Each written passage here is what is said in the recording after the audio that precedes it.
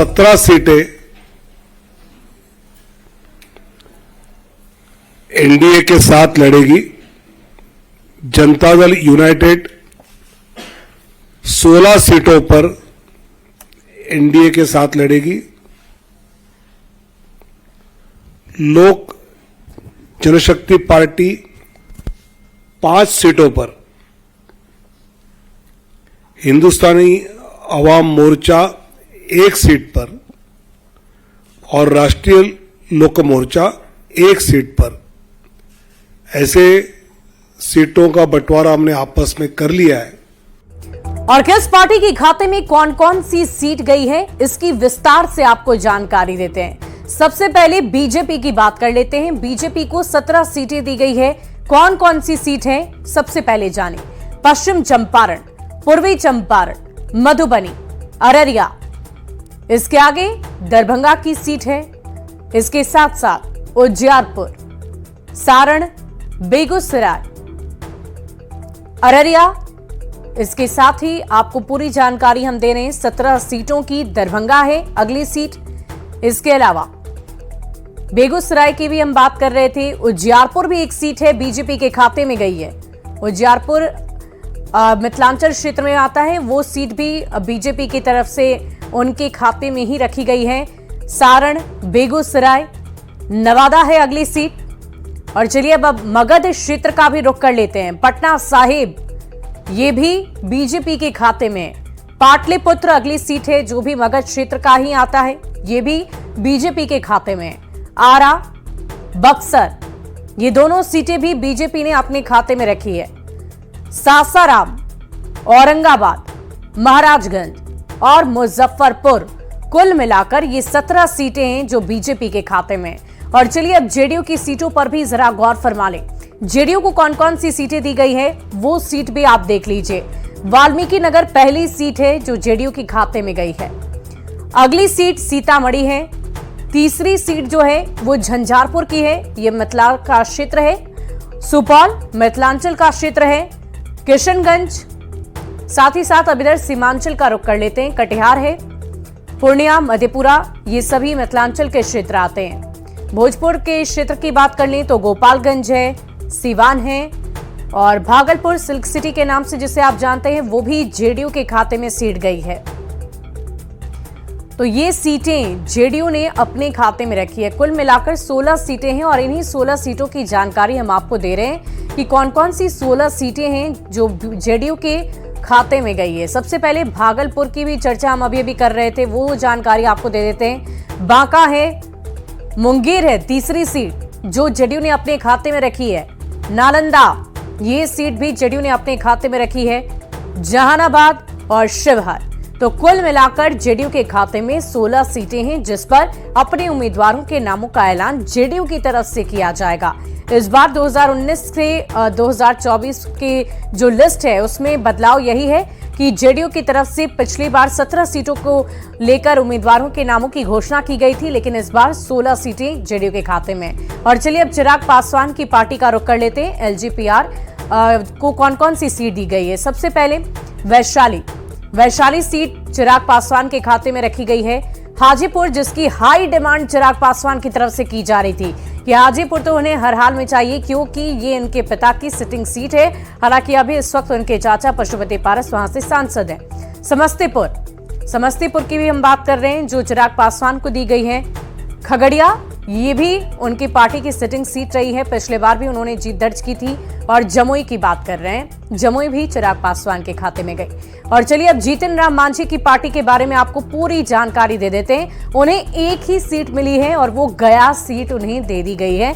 गया सीट से वो अपने उम्मीदवार के नाम का ऐलान करेंगे। उपेंद्र कुशवाहा, जो एनडीए गठबंधन के एक और घटक दल हैं, जिनकी पार्टी का नाम आरएलएम है, उन्हें भी एक सीट दी गई है। वो काराकाट की सीट उपेंद्र कुशवाहा को दी गई है। तो कुल मिलाकर आप सीटों का फॉर्मूला समझ गए होंगे, कौन कौन सी सीट किस किस पार्टी को दी गई है ये भी समझ गए होंगे। भारतीय जनता पार्टी 17 सीटें, जनता दल यूनाइटेड 16 सीटों पर एनडीए के साथ लड़ेगी। बिहार में एनडीए की 40 सीटों का फॉर्मूला सेट हो गया। बिहार एनडीए के नेताओं ने संयुक्त प्रेस कॉन्फ्रेंस कर सीटों के बंटवारे की घोषणा की। बीजेपी 17 सीट पर चुनाव लड़ेगी तो जेडीयू 16 सीट पर चुनाव लड़ेगा।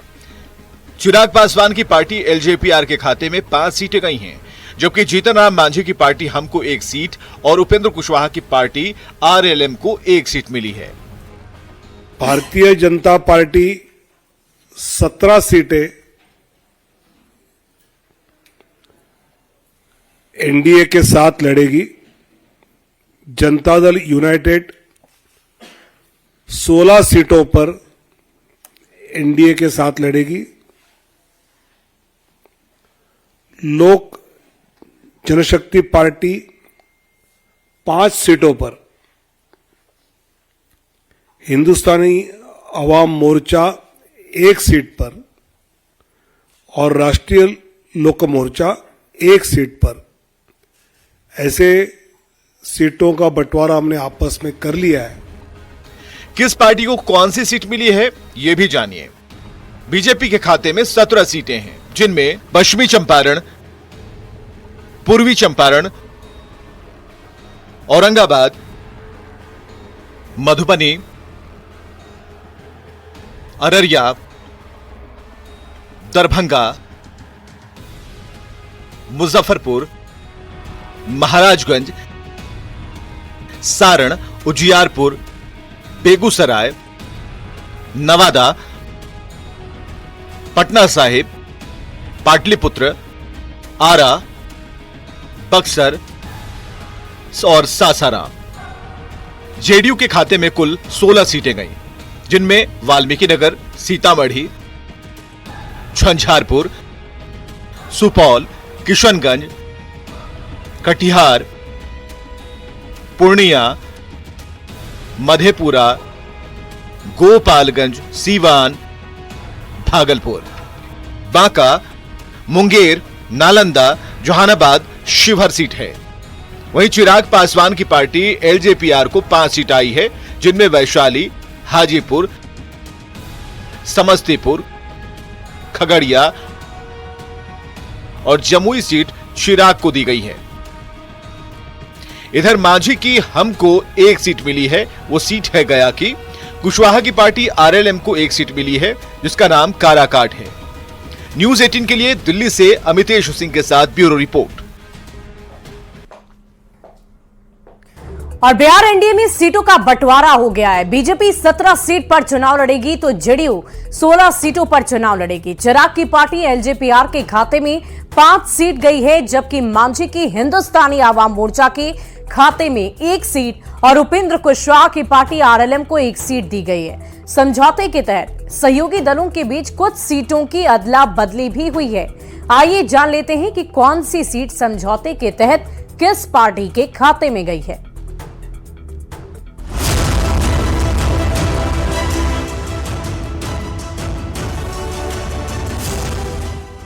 16 मार्च को 2024 लोकसभा चुनाव की घोषणा हुई और उसके महज 2 दिनों के अंदर सीट शेयरिंग का ऐलान कर बिहार में एनडीए ने इंडी अलायंस पर मानसिक बढ़त बना ली।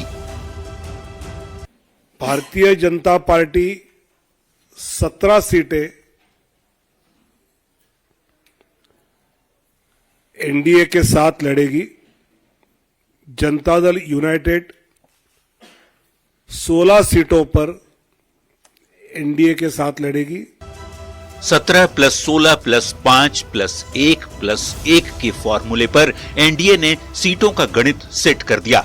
मतलब बीजेपी 17, जेडीयू 16, एलजेपीआर 5, हम 1 और आरएलएम 1 सीट पर चुनाव लड़ने जा रही है।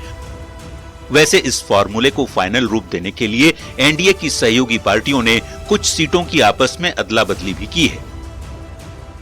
अगर 2019 से तुलना करें तो 2019 में जेडीयू के पास काराकाट और गया की सीट थी, जो 2024 में समझौते के तहत मांझी की पार्टी हम और उपेंद्र कुशवाहा की पार्टी आरएलएम के खाते में चली गई। यानी काराकाट से जेडीयू सांसद महाबली सिंह और गया से सांसद विजय कुमार मांझी का टिकट इस बार कट गया।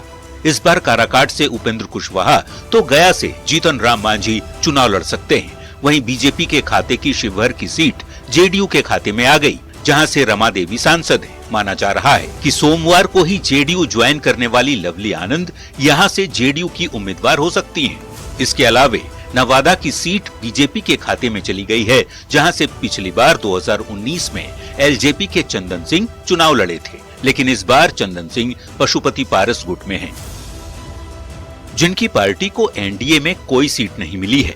यानी कह सकते हैं कि एनडीए ने बहुत ही आराम से और फुल प्रूफ प्लानिंग के तहत 40 की चाल चल दी है। सवाल है कि विपक्ष कितना तैयार है। न्यूज़ 18 के लिए दिल्ली से अमितेश सिंह के साथ ब्यूरो रिपोर्ट। और इसी बीच राजधानी पटना से बड़ी खबर आपको बताएं, बिहार के मुख्यमंत्री नीतीश कुमार दिल्ली रवाना हो गए हैं। पटना एयरपोर्ट से उन्हें रवाना कर दिया गया है। बीजेपी के नेताओं से वो आज मुलाकात करेंगे। सीट बंटवारे के बाद बिहार के मुख्यमंत्री दिल्ली रवाना हो गए हैं। बहुत बड़ी खबर आपको बता रहे हैं, मुख्यमंत्री नीतीश कुमार दिल्ली रवाना हो गए हैं। आगामी लोकसभा चुनाव को लेकर एनडीए की तरफ से पूरी रणनीति तैयार की जा रही है और इसी बीच आज सीटों के फॉर्मूले पर भी पूरी चर्चा की गई। साथ ही साथ किसे कितनी सीट दी जाएगी, प्रेस कॉन्फ्रेंस के माध्यम से इसकी भी पूरी जानकारी साझा की गई। और इसी बीच ये बड़ी खबर, बिहार के मुख्यमंत्री नीतीश कुमार दिल्ली रवाना हो गए हैं और आज बीजेपी के शीर्ष नेताओं से उनकी मुलाकात होगी। मुलाकात में आगे की रणनीति तैयार होने की खबर सामने आ रही है। बहुत बड़ी खबर आपको बता रहे, राजधानी पटना से बिहार के मुख्यमंत्री नीतीश कुमार दिल्ली रवाना हुए। और बिहार में लोकसभा चुनाव को लेकर एनडीए में सीटों का बंटवारा हो गया है। चिराग पासवान की पार्टी एलजेपीआर को 5 सीटें मिल गई है, जिसके बाद चिराग पासवान काफी गदगद हैं और इसके लिए पीएम मोदी से लेकर सीएम नीतीश कुमार और सभी सहयोगी दलों का आभार उन्होंने व्यक्त किया। चिराग पासवान ने कहा कि गठबंधन में उनकी पार्टी का पूरा सम्मान रखा गया है और पीएम मोदी के लक्ष्य अब की बार 400 पार को पूरा करने के लिए सभी दलों ने काफी सहजता से सीटों का फॉर्मूला फाइनल कर लिया है, जिसके बाद अब बिहार की सभी 40 की 40 सीटों पर जीत सुनिश्चित करनी है।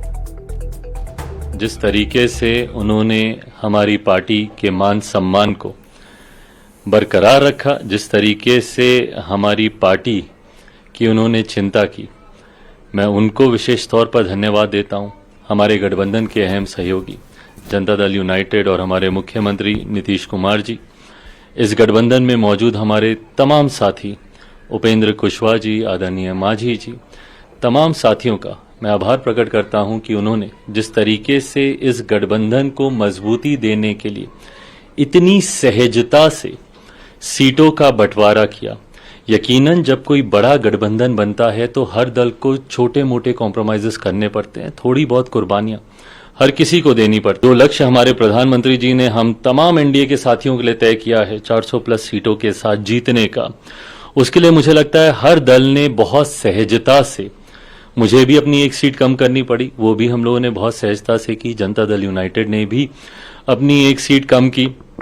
मांझी जी हों, उपेंद्र जी हों, हर किसी ने उनसे जिनसे जो बन पड़ा उन्होंने इस गठबंधन को मजबूती देने के लिए। और भारतीय जनता पार्टी का मैं जिक्र करूं तो उन्होंने तो 2019 से ही कुर्बानी दी है। उस वक्त सिटिंग उन्होंने अपने 5 सांसद हटाकर इस गठबंधन को उस वक्त 2019 में एक मजबूत स्वरूप दिया था और आज उससे ज्यादा मजबूत स्वरूप, उस वक्त जो साथी हम लोग के साथ नहीं थे, आज वो भी हमारे साथ इस गठबंधन में मौजूद हैं। और चिराग पासवान की एलजेपीआर को वैशाली, हाजीपुर, समस्तीपुर, खगड़िया और जमुई ये 5 सीटें दी गई है और इन्हीं 5 सीटों पर चिराग पासवान ने कहा कि वो काफी खुश हैं, संतुष्ट हैं और पूरी तैयारी के साथ वो आगामी लोकसभा चुनाव की रणभूमि में उतरेंगे। बढ़ते आगे, और इधर एनडीए में सीटों का फॉर्मूला सेट होने के बाद बिहार के डिप्टी सीएम सम्राट चौधरी ने कह दिया है कि 5 पार्टियों के गठबंधन के साथ पूरी ताकत से लोकसभा चुनाव में उतरेगी। सम्राट चौधरी ने कहा कि सीटों के बाद अब उम्मीदवारों के नामों का भी ऐलान हो जाएगा। वहीं गठबंधन से बाहर हुए पशुपति पारस के सवाल पर कहा कि उनसे बातचीत लगातार जारी है। सभी लोग मिलकर लड़ेंगे। एनडीए पूरी तरह 5 पार्टियों के गठबंधन के साथ बिहार के चुनाव में जाएंगे। सम्राट जी, 40 सीटों पे आपने कहा है, कब तक कैंडिडेट्स की भी लिस्ट आ जाएगी? जल्द आ जाएगी। अभी तो हम लोगों ने सीट फाइनल कर दी है और कल से नॉमिनेशन की प्रक्रिया शुरू हो रही है, तो अगले 2-3 दिनों में ये भी लिस्ट आ जाएगी। सम्राट जी, एक सवाल, आपके अलावा पशुपति पारस भी है, वार्ता चल रहा है। और बिहार एनडीए में भले ही सीटों का पेच सुलझ गया हो, पर प्रदेश की 40 सीटों पर अभी इंडिया अलायंस में पेच फंसा हुआ है। दिल्ली में कांग्रेस के शीर्ष नेतृत्व के साथ सहयोगी दलों की फाइनल राउंड की बातचीत चल रही है, जिसके बाद सीट शेयरिंग का ऐलान कर दिया जाएगा।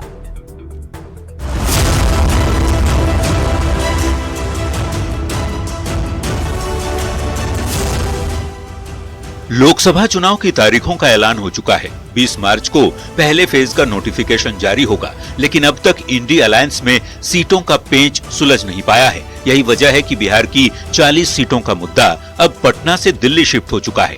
आरजेडी कांग्रेस की बैठक के बाद ही सीट बंटवारे पर अंतिम मुहर लगेगी, जिसके बाद मल्लिकार्जुन खड़गे और लालू प्रसाद सीट शेयरिंग पर अंतिम मुहर लगाएंगे। 2-3 दिनों में सारी चीजें तय हो जाएंगी। अंतिम चरण में है ना, एक आध सीट को लेकर के बातें हैं, लेकिन उसमें कोई दिक्कत नहीं, 2-4 दिन में सॉर्ट आउट होगा। हालांकि गठबंधन के तमाम नेता जल्द ही सीट का फॉर्मूला सेट करने की बात कह रहे हैं, लेकिन अब तक सीटों का पेंच सुलझ नहीं पाया है, क्योंकि आरजेडी कम से कम 30 सीट पर चुनाव लड़ना चाहता है। कांग्रेस की डिमांड 11 सीट की है कि आरजेडी कांग्रेस को 7 सीट से ज्यादा नहीं देना चाहता। दूसरी ओर लेफ्ट की पार्टियां भी ज्यादा सीटों की डिमांड कर रही है, जिसकी वजह से सीटों का पेंच अब भी फंसा हुआ है। दिल्ली में होने वाली फाइनल राउंड की बातचीत में कौन सा फॉर्मूला सामने आता है, इस पर सभी की नजर है। न्यूज 18 के लिए पटना से रवि एस नारायण और दिल्ली से अमितेश सिंह के साथ ब्यूरो रिपोर्ट। वहीं लोकसभा चुनाव से पहले पूर्व सांसद लवली आनंद ने जेडीयू का दामन थाम लिया है। पटना में जेडीयू दफ्तर में पूर्व राष्ट्रीय अध्यक्ष ललन सिंह ने लवली आनंद को पार्टी की सदस्यता दिलाई। जेडीयू की सदस्यता लेने के बाद लवली आनंद ने कहा कि आज उनकी घर वापसी हो गई है। आरजेडी में उन्हें ऐसा लग रहा था जैसे वो भाड़े के घर में रह रही थी, जहां उन्हें मान सम्मान तक नहीं मिल रहा था। लवली आनंद ने कहा कि उनके समाज को भी गाली दी जा रही थी, जो वो कतई बर्दाश्त नहीं कर सकती। जब हम लोग राजद में आए, पूरा ईमानदारी से, पूरा मेहनत से, पूरा इज्जत वहाँ पर के, लेकिन वहाँ पर कोई ये नहीं, कोई मान सम्मान नहीं, कोई इज्जत नहीं, कुछ नहीं। इस तरह से लग रहा था कि हम हारे के घर में आए हैं। आज हम लोग अपना घर में वापसी किए हैं, क्योंकि आप मेहनत करिए, जितने दिन रहे पूरा मेहनत किए, ईमानदारी से किए, और वहाँ पर कोई ये नहीं। जब ठाकुर का सवाल आया तो आप एक जात बिरादरी को, समाज को गाली दे रहे, तो कैसे हम लोग रहेंगे? समाज को गाली दी जा रही थी वहाँ पर रहने का कोई सवाल ही नहीं। अपना गाली समझ में आए, समाज का गाली बर्दाश्त नहीं। वहीं तेजस्वी यादव और लालू प्रसाद ने पिछले दिनों नीतीश कुमार और पीएम मोदी पर व्यक्तिगत टिप्पणी की थी, जिसके बाद उन्हें काफी आलोचनाएं झेलनी पड़ी। और इसी को लेकर बिहार सरकार में मंत्री अशोक चौधरी ने लालू प्रसाद और तेजस्वी यादव पर तंज कस दिया। उन्होंने कहा कि शायद तेजस्वी यादव ने कोई सर्वे कराया होगा, तभी अब उनकी भाषा में सुधार हो गया है। न कहीं तेजस्वी जी जब सरकार से हटे थे तो उन्होंने नीतीश जी के ऊपर व्यक्तिगत प्रहार किया था, और उनके पिता श्री लालू प्रसाद यादव जी ने व्यक्तिगत प्रहार किया था और व्यक्तिगत टिप्पणियां की थी। राजनीतिक जीवन में विचारों का मतभेद हो सकता है, हम कहीं जा सकते हैं, हम कहीं आ सकते हैं, लेकिन व्यक्तिगत टिप्पणियों से परहेज करना चाहिए। हमको लगता है तेजस्वी जी ने जरूर कोई सर्वे कराया होगा, और सर्वे में ये पता चला होगा कि इस तरह की टिप्पणी करने से और नीतीश जी के प्रति आक्षेप करने से उनको नुकसान होगा, इसीलिए वो सॉफ्ट हो रहे हैं। और फिलहाल इस बुलेटिन में अभी के लिए बस इतना ही। आगे देखिए जोहार Jharkhand. Schedule of the Lok Sabha poll, we'll do it in 7 phases.